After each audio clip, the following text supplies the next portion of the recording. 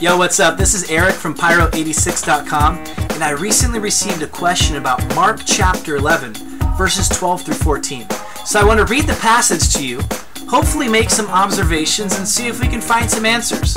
Let's take a look at the passage together. Mark 11, verse 12. Now the next day, when they had come out from Bethany, he was hungry. And seeing from afar a fig tree having leaves, he went to see if perhaps he would find something on it. Now when he came to it, he found nothing but leaves, for it was not the season for figs. In response, Jesus said to it, "Let no one eat fruit from you ever again." And the disciples heard it. Now, upon reading this passage, you might be like me, in which we ask questions such as, was this fair? Why would Jesus curse a fig tree for not having figs on it when it wasn't even fig season to begin with? That doesn't seem right at all.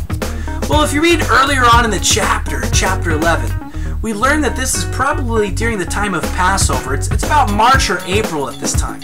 Now, fig season would not begin until either May or June.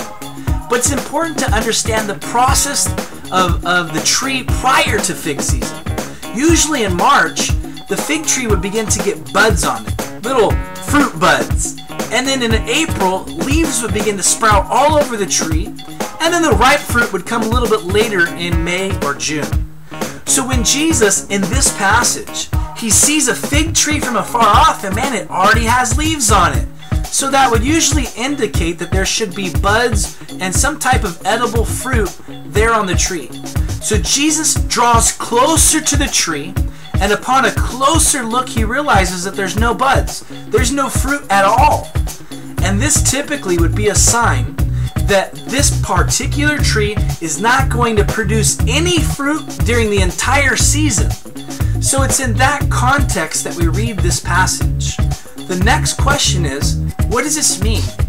What does it have to do with us? Well, before I answer that question, I want you to think with me. Colossians chapter 1, verse 17, it says that all things that were created, everything that was made by Jesus, and it was made for Jesus. That fig tree, you, me, the cow, the stars, the galaxies, everything that you see was created was made by Jesus and for Jesus. The ultimate calling, the primary purpose for that fig tree was, yes, to produce fruit, but to produce fruit for Jesus primarily. Before anybody else is fed from that tree, it's primarily for Jesus. Now, looking inwardly, we take a look at our lives. And yeah, maybe if Jesus stood afar off, he might see some leaves on our tree. He might see some, looks, we're busy with things. We're busy with this ministry and that ministry and all sorts of stuff. But if Jesus was to come to your life and take a closer look, would he find fruit? Would he find the fruit of the Spirit in your life? Love, joy, peace, patience, kindness, goodness, long-suffering, self-control. These are all things that we must think about. It's interesting. You might say, yeah, well, I struggle, man. I'm human. I'm a sinner. I mess up. Yeah, me too. But Jesus says this in John 15. He says, I am the vine, and you are the branches. And if you abide in me, I will abide in you, and you will bear much fruit. But apart from me, you can do nothing. What that ministers to me and hope ministers to you is that we need to make Jesus number one. He's got to be the priority in our life, and we must abide in him. What does it mean to abide? It means that, man, we grab hold of him and we don't let go, and we spend time with him through prayer and through reading the word.